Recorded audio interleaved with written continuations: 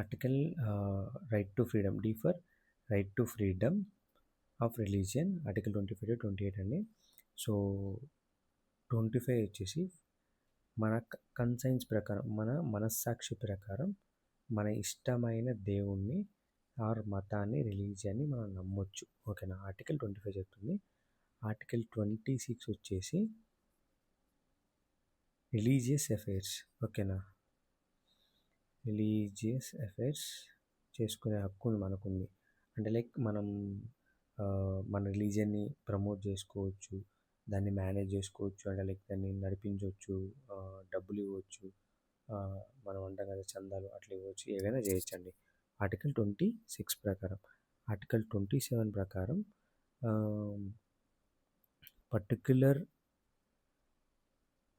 Particular religion అనేది promote చేయడానికి, ఓకేనా, ప్రమోట్ చేయడానికి అంటే పర్టికులర్ రిలీజియన్ని ప్రమోట్ చేయడానికి ట్యాక్స్ ఉపయోగించకూడదు.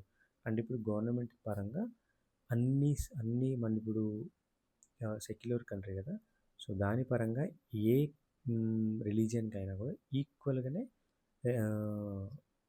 ఏది ఇచ్చినా ఈక్వల్గానే పంచాలి, ఏది చేసినా కూడా ఈక్వల్గానే చేయాలి.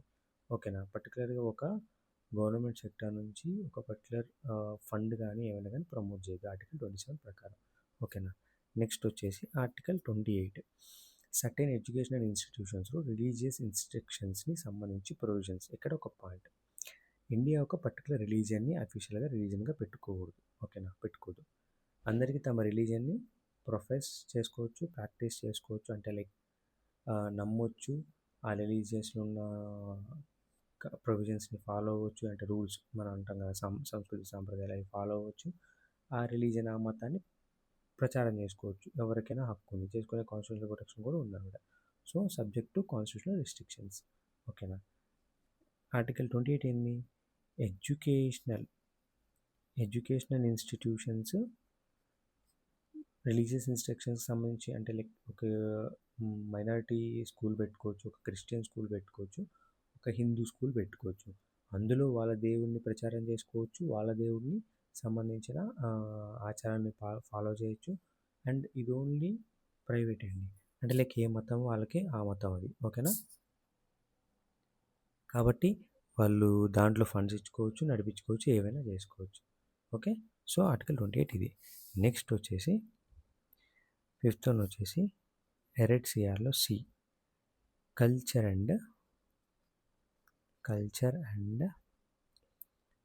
ఎడ్యుకేషనల్ రైట్స్ అండి, కల్చర్ అండ్ ఎడ్యుకేషనల్ రైట్స్. ఓకేనా, సో దీంట్లో వచ్చేసి సి అంటే cultural and educational rights. So ఇందులో ఆర్టికల్ 29 అండ్ 30 ఉన్నాయండి. ఆర్టికల్ 29 ఏం చెప్తుంది, లాంగ్వేజ్ కానీ, ఓకేనా, లాంగ్వేజ్ స్క్రిప్ట్ అంటే మన ఈ లిపి అండి, మన భాష, తెలుగు భాషకి తెలుగు రాస్తాం కదా, అదే స్క్రిప్ట్ అట్లా. సో కల్చర్ని ప్రొటెక్ట్ చేసుకునే రైట్ ఉంది ఆర్టికల్ 29 ప్రకారం. ప్రతి ఒక్క ట్రైబ్కి వాళ్ళ లాంగ్వేజ్, వాళ్ళ స్క్రిప్ట్ని, వాళ్ళు మాట్లాడే భాషని, వాళ్ళ కల్చర్ని, ట్రెడిషన్ని ప్రొటెక్ట్ చేసుకునే రైట్ వాళ్ళకి ఆర్టికల్ 29 ప్రకారం ఉందన్నమాట. ప్రతి ట్రైబ్కి భూమి మీద ఉన్న మన ఇండియాలో ఉండి భూమి మీద ఉన్న ప్రతి ట్రైబ్కి. ఓకేనా, ఆర్టికల్ 30 వచ్చేసి మైనారిటీస్కి ఎడ్యుకేషన్ ఇన్స్టిట్యూషన్స్ ఎస్టాబ్లిష్ చేసి అండ్ అడ్మినిస్ట్రేట్ చేసే రైట్ కూడా ఉంది. అంటే మనం ఇందాక చెప్పుకున్నాం కదా, ఎవరికైనా వాళ్ళ స్కూల్ పెట్టుకోవచ్చు, వాళ్ళ స్కూల్ తరపున వాళ్ళ భాష పరంగా, వాళ్ళ సాంప్రదాయం పరంగా ఏవైనా చేసుకునే రైట్ వాళ్ళకు ఉందన్నమాట. మైనారిటీస్కి educational institutions establish and manage చేసుకుని వాళ్ళ ఇన్స్టిట్యూషన్ స్థాపించుకోవచ్చు. మైనారిటీస్ వాళ్ళ దాంట్లో వాళ్ళ మత ప్రచారాన్ని వాళ్ళు చేసుకోవచ్చు అనమాట. సో ఆర్టికల్ 29 ఏమో కల్చర్ని ప్రొటెక్ట్ చేసుకోమని రైట్ ఇస్తుంది. ఆర్టికల్ 30 వచ్చేసి మైనారిటీ ఎడ్యుకేషనల్ ఇన్స్టిట్యూషన్స్ని స్థాపించవచ్చు అండ్ మేనేజ్ చేసుకోవచ్చు. ఓకేనా అని చెప్తుందన్నమాట. C for culture and education 29 and 30. Next one వచ్చేసి 6th వన్, ఫైనల్ వన్, ఎరెట్సిఆర్లో R for right to right to constitutional remedies. Okay, constitutional remedies. Remedies అంటే తెలుసు కదా, ఆర్టికల్ 32 అంటే ఇది right to constitutional remedies. Article 32 అంటే మన ఫండమెంటల్ రైట్స్ వైలేట్ అయితే, ఇప్పుడు పైన అన్నీ ఉన్నాయి కదా, ఎరిట్ సిఆర్లో ఫస్ట్ 5 లెటర్స్ ఉన్నాయి కదా, అవన్నీ ఆర్టికల్ 14 నుంచి 29, 30, 31 వరకు ఏదైతే 30 వరకు ఏదైతే ఆర్టికల్స్ ఉన్నాయో అవన్నీ కూడా వైలేట్ అయితే సుప్రీంకోర్టుని అప్రోచ్ చేయడానికి కాన్స్టిట్యూషనల్ రెమెడీ ఉంటుంది. దేని ప్రకారం? ఈ ఆర్టికల్ 32 ప్రకారం కాన్స్టిట్యూషనల్ రెమెడీ. ఆర్టికల్ 32 ప్రకారం కాన్స్టిట్యూషనల్ రెమెడీ అనేది అంటే ప్రొటెక్షన్ అనేది మనకుంది. ఓకేనా, అంటే పలానా నా హక్కు వైలేట్ అయింది, సో ఈ హక్కు నాకు ఇప్పించగలరు అని మనం కోర్టు దగ్గరికి వెళ్ళి, సుప్రీంకోర్టు దగ్గరికి వెళ్ళి డైరెక్ట్గా అక్కడి నుంచి ఒక ఆర్డర్ పేపర్, ఆ ఆర్డర్ పేపర్ని రిట్స్ అంటాం అనమాట. WRITS రిట్స్ అనమాట. ఇవి ఇవ్వండి అయ్యా అని చెప్పేసి మనం సుప్రీంకోర్టు దగ్గరికి వెళ్ళి అడగొచ్చు. సో వాళ్ళు అప్పుడు ఇష్యూ చేస్తారనమాట ఈ రిట్స్ అనేవి. సో ఈ ఆర్టికల్ 32 అనేది మన ఫండమెంటల్ రైట్స్ మొత్తాన్ని, ఫండమెంటల్ రైట్స్ 14 నుంచి 30 వరకు ప్రొటెక్ట్ చేస్తుంది. ఓకే, ప్రొటెక్ట్ చేస్తుందన్నమాట, ప్రొటెక్ట్ చేస్తుంది. ఓకేనా. సో ఈ రిట్స్ అనేవి 5 రకాలు ఉంటాయండి. 5 రకాలు ఉంటాయి. ఫస్ట్ వన్ వచ్చేసి హేబియస్ కార్పస్. ఓకేనా, హేబియస్ కార్పస్. సెకండ్ వచ్చేసి మ్యాండమస్.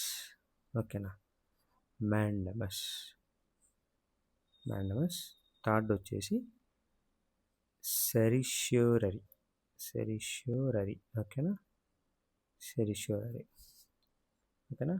ఫోర్త్ వన్ వచ్చేసి కోవారెంట్.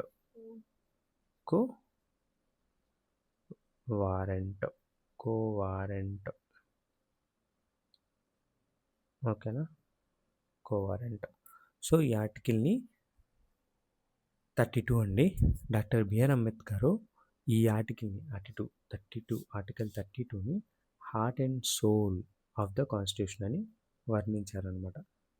డాక్టర్ బిఆర్ అంబేద్కర్ ఆర్టికల్ 32ని heart and soul of the constitution అని వర్ణించారనమాట. అందుకే చివరిగా ఆర్ని స్పెషల్గా గుర్తుపెట్టుకో. R is equals to remedies is equals to 32, article 32. So final recall చేద్దాం 40 సెకండ్స్లో. ఇప్పుడు మొత్తం ఫండమెంటల్ రైట్స్ని ఒకసారి రివైజ్ చేద్దాం. E for equality article 14 to 18, and R for freedom 19 to 22, E for exploitation 23 to 24, D for religion 25 to 28, C for culture and educational 29 to 30, R for constitutional remedies article 32. అంటే ఎరైట్ సిఆర్లో 14 to 18, 19 to 22, 23 to 24, 25 to 28, 29 to 30 and 32. ఇక్కడ ఒక important observation, 31 కనిపించదు. ఎందుకు? Article